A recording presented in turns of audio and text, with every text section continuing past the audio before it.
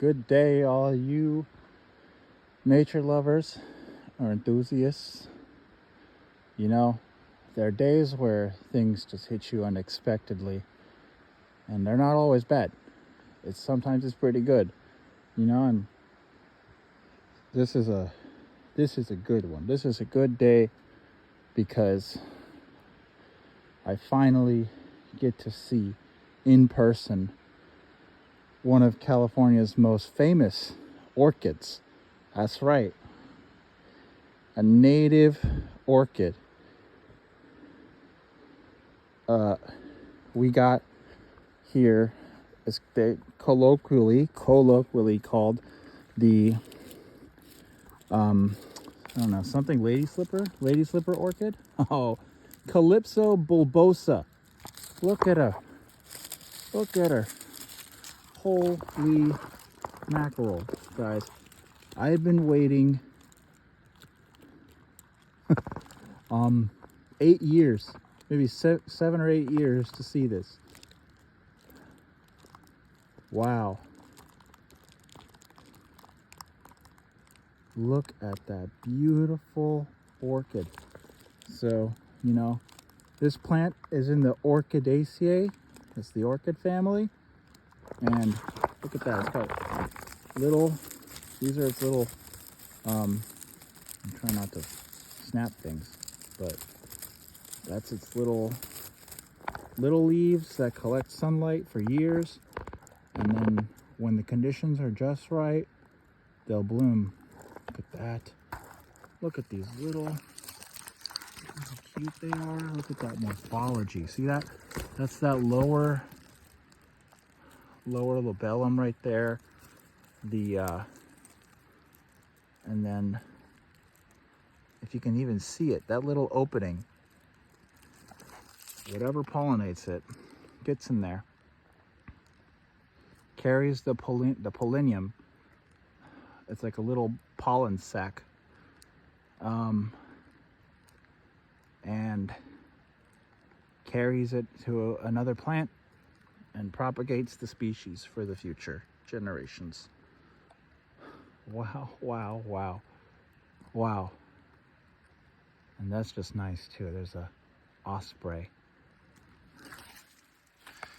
All right, so a couple more of them right here.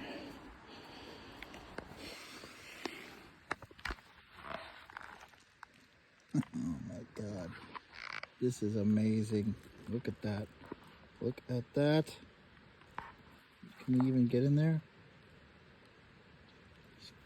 My goodness. I don't know, but we have also in bloom Trillium ovatum right here, Melanthiaceae. One of my favorite ferns right here is Woodwardia fimbriata.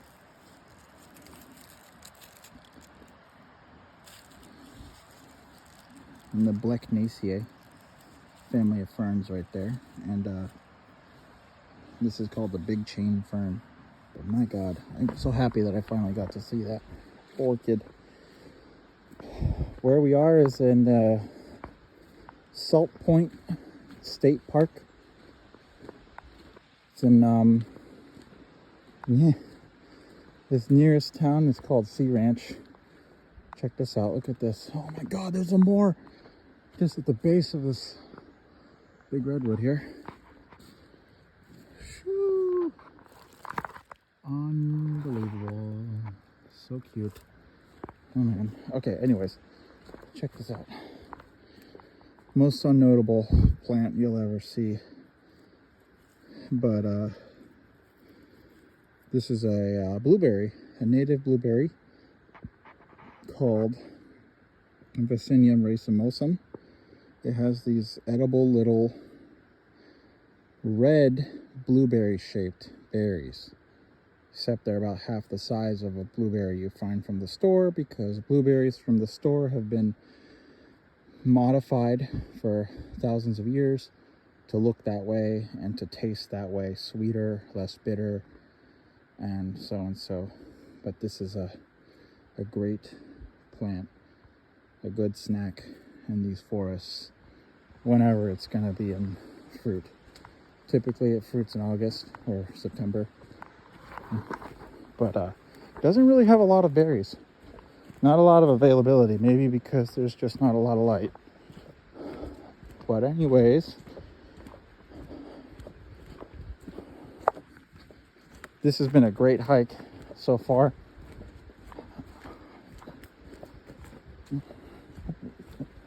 And I'm gonna come back here again. There's some really notable diversity of other plants that I've took note of. I'm just trying to find more examples, but in this forest, we have wild native rhododendrons, Rhododendron macrophyllum, and we also have noble firs, or Abies grandis, or I think it's called the grand fir. But yeah, look at that. But right now, I was not expecting this beautiful little orchid. This one is growing up against Oxalis oregana, which is this little 3-leaf plant right here. Oxalidaceae. That is not a clover. Not a clover at all. This plant is in the Oxalis family, Oxalidaceae. And this is Oxalis oregana. Let's see. Ooh, it's got those purple undersides. Very cool. You nibble on these leaves, they taste like lemon and lettuce, like a salad. Very good. Except I forewarn you not to eat many of them because they are very high in oxalic acid, which is kind of like in a lot of things, like asparagus and like a lot of other plants. Some it's in like very lethal quantities, like in rhubarb. In the rhubarb plant, only in the leaves, mind you, not in the stalks. Very, very high concentrations of oxalic acid. Here's the flower of Oxalis oregana. What a cutie, huh? Wow, look at this beef. It's so big I can't even fit it in frame. Big old Douglas fir right there. Anyways, this is such beautiful habitat. And other notable trees are in this region are I would say the bishop pine, Pinus muricata, I don't know.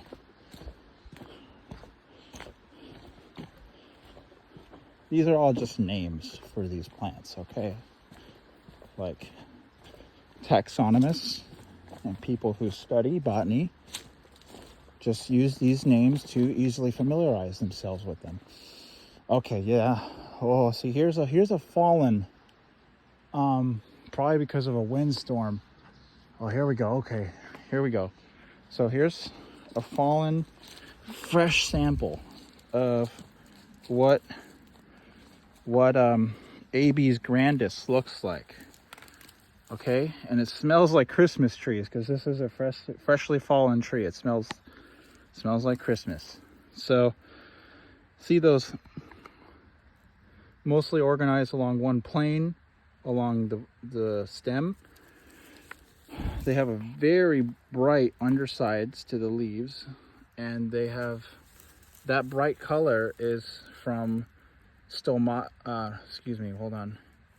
This is epicuticular wax. So on the cuticle of the underside the cuticle, which is the shiny layer on the top of the leaf, and then the underside of the leaf, this is it's like a stomatal wax. The wax just is meant to protect the plant from like UV radiation mostly. So nonetheless,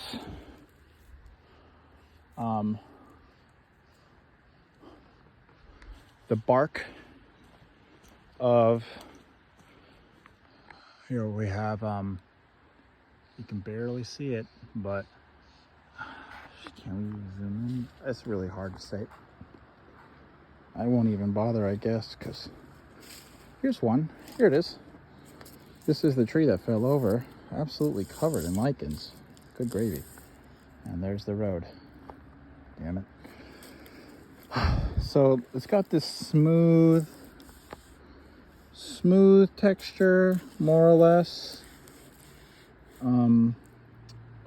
Whereas the bark of the Douglas fir, in comparison, this is a pine. Excuse me. That's a Douglas fir. Right there, you see that? So we have a good comparison right here in the picture. On the left, over there, that is that Abies grandis. And on the right, over here, is the Douglas fir, Pseudotsuga menzii. Both are in the same family, the Pinaceae, the pine family. So they're related to pines. So they took a different turn in their evolution. I don't know, rough guess, about maybe somewhere near the end of the or middle of the Ice Age period. I'm not too sure. But what the hell is that? A painted egg. This is from Easter. All right, people. No wonder there was so much activity I saw on this trail, footsteps and whatnot. Here's the bark and the canopy of the wonderful bishop pine, Pinus maricata.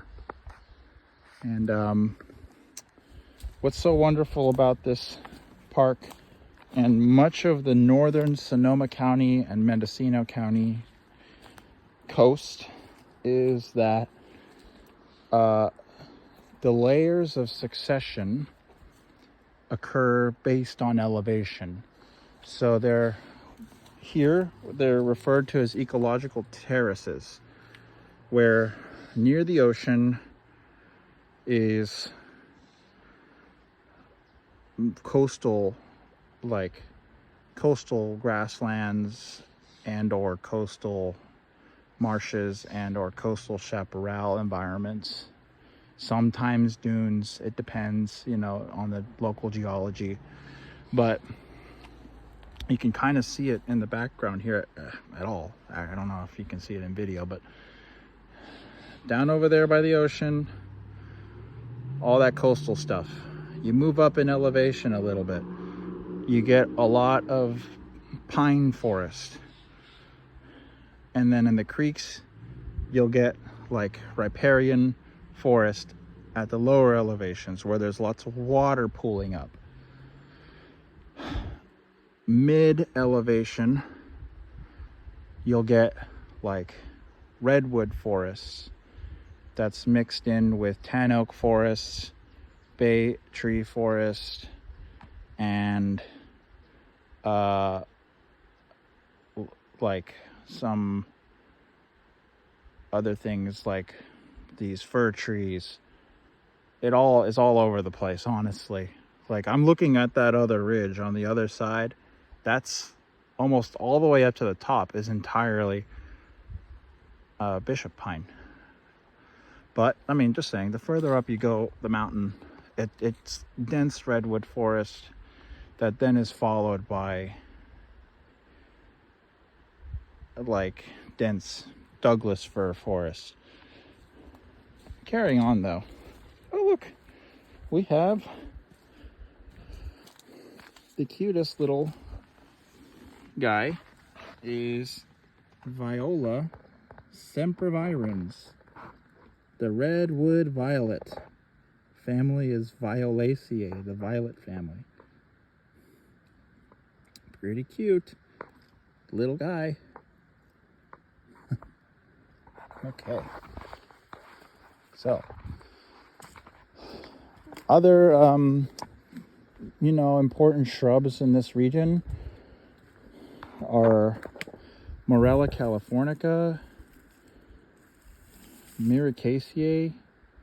It's a sister family of oaks. Actually, it's under the oak family, Fagaceae, but it's kind of like a sub branch. We got. I can't really get to it. Too bad. But this is dope. Wait, what's that? It's like some kind of. That is interesting. Not sure. Some kind of wild lettuce. Okay. Check this out. So we got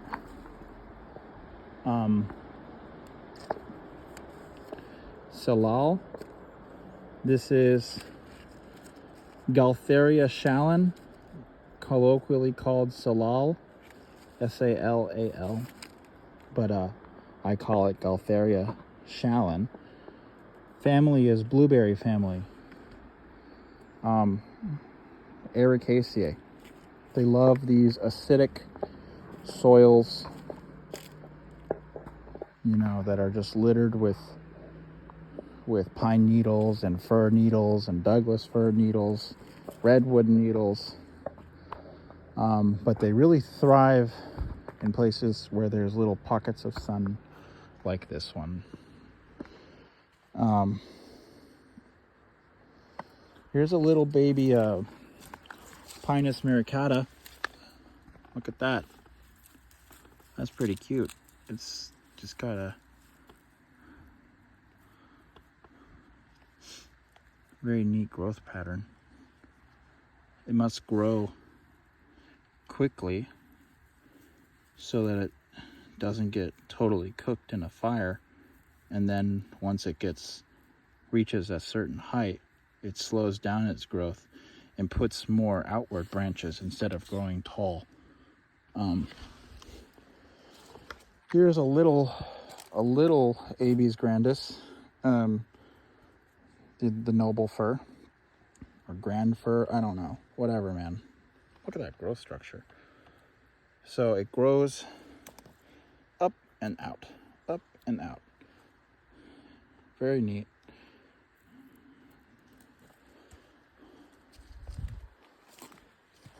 What else do we have?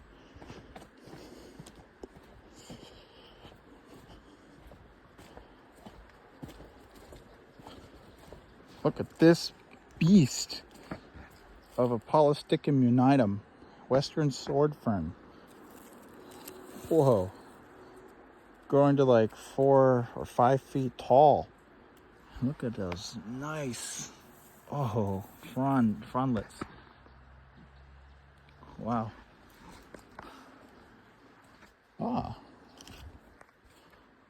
Okay.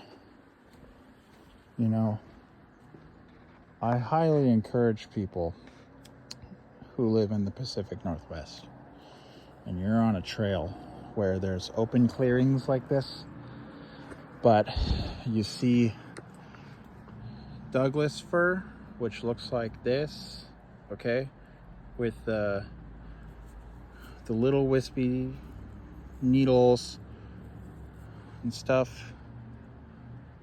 Just cut them back,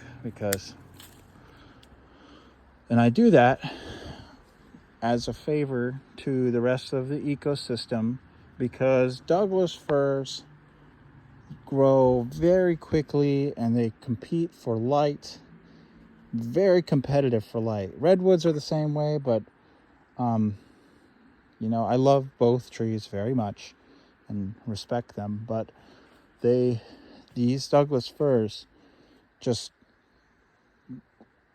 will crowd out the entire forest if they're just unchecked. And they've been unchecked because there just has not been fire here for probably the last 100 years, if not more.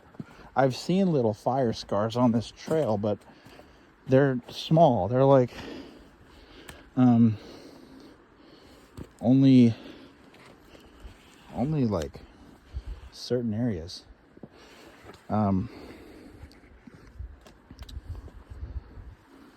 Anyways, wow, look who we have here. This is called the salmonberry, rubus. Shoot, I think Rubus spectrabilis. I'm not sure right now, but wow, it's here, kind of indicative looking of. Wait a minute, no. So hard to tell. All the rubus pretty much look the same. They're all cousins of blackberries. So, but yeah, this is just a wild kind of, imagine a raspberry, but that's orange in color, and it tastes, well, very unique. More sour, not as fruity.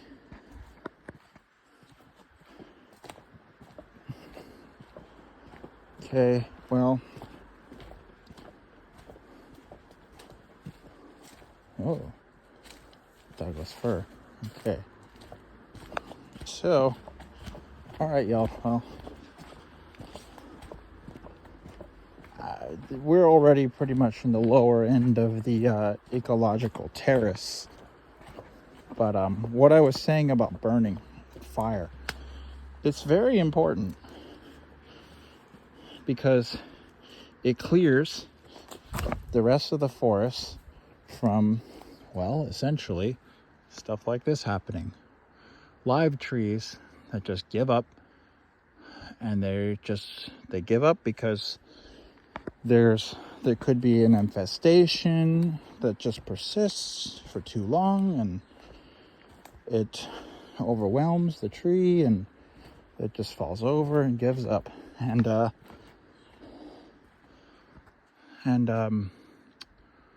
it clears all this understory, which, if it just is allowed to build and up, it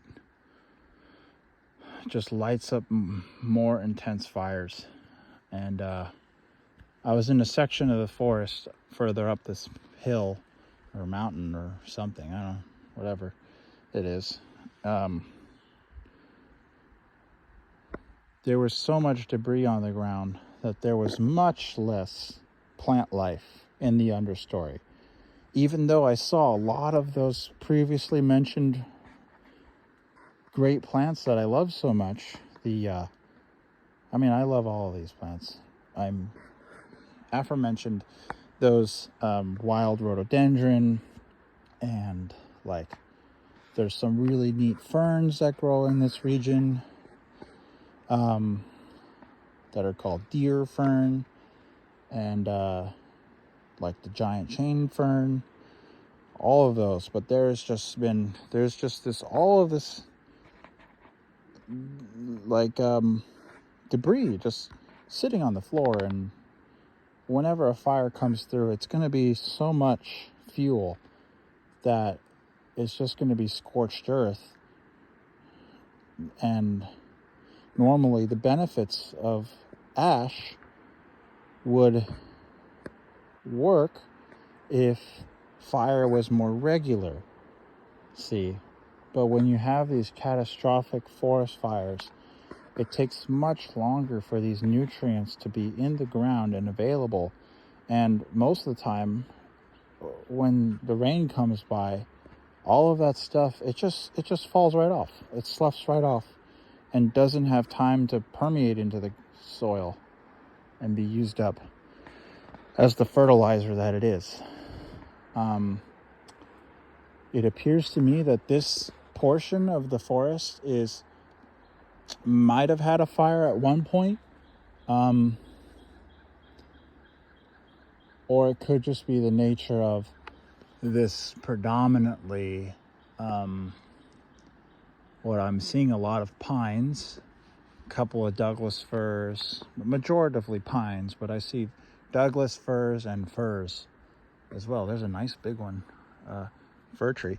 Anyways, back to the flowers is Iris Douglasiana. Look at that pretty colors, huh? See that morphology? Has three tubes.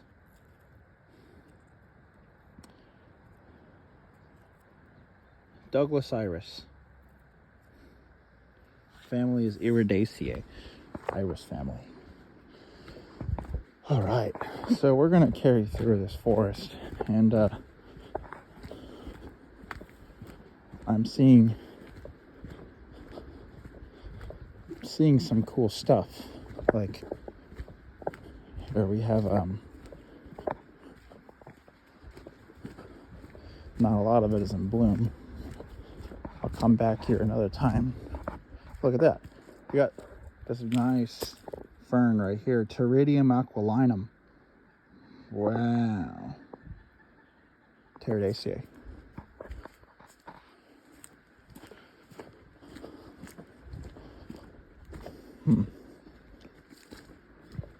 Look how cute this fern is, huh? I mean, fern. Pine. See that? It bolts up.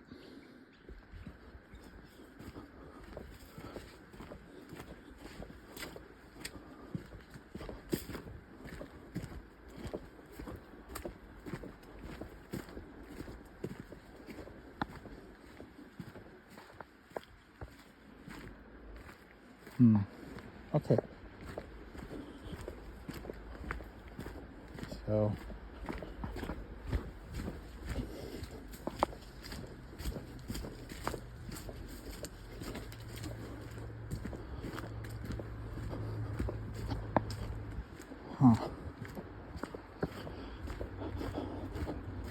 that's the Pacific Coast Highway down there.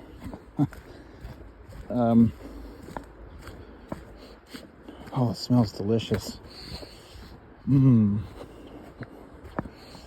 That must be the smell of the pollen from the grass that's all under these pine trees here. Something, or maybe it's the smell of the pines as well.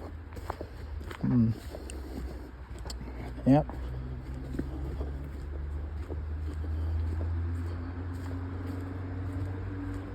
Ooh, a little bog. Sometimes when you find little bogs in these forests, you'll find what's called the bog laurel.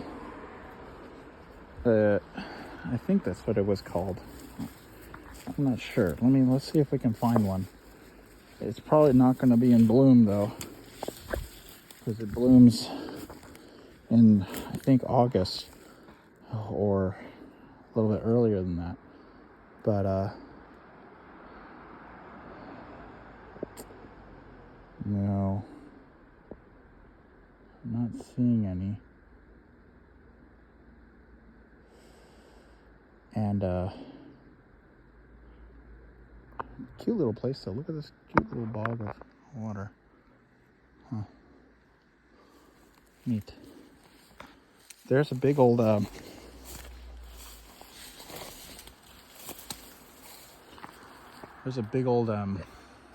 actually not that big. I saw bigger ones up on the hill. The fir tree. And one of the most prominent understory plants in the North Coast forests, actually much of the northern California, anywhere there's a little bit of near the coast or on a mountain that's near the coast, and there are any kind of conifer, literally, it has a very wide distribution. Our good old friend here, Vaccinium ovatum. This is the black huckleberry. Delicious fruits that come out in August or so. Member of the blueberry family. Ericaceae. Oh yeah. So this trail, this is called the Stump Beach Trail. It'll take you to Stump Beach, one of my favorite places in all of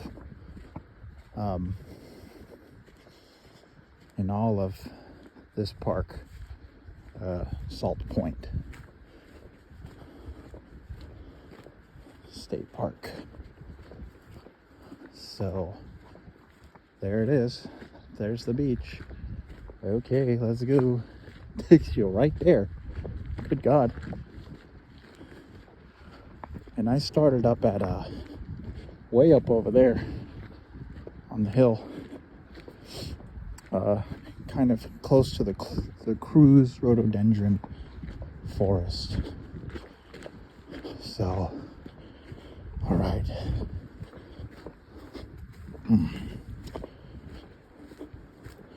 So now the ecotone that we're in is going to be mostly, well,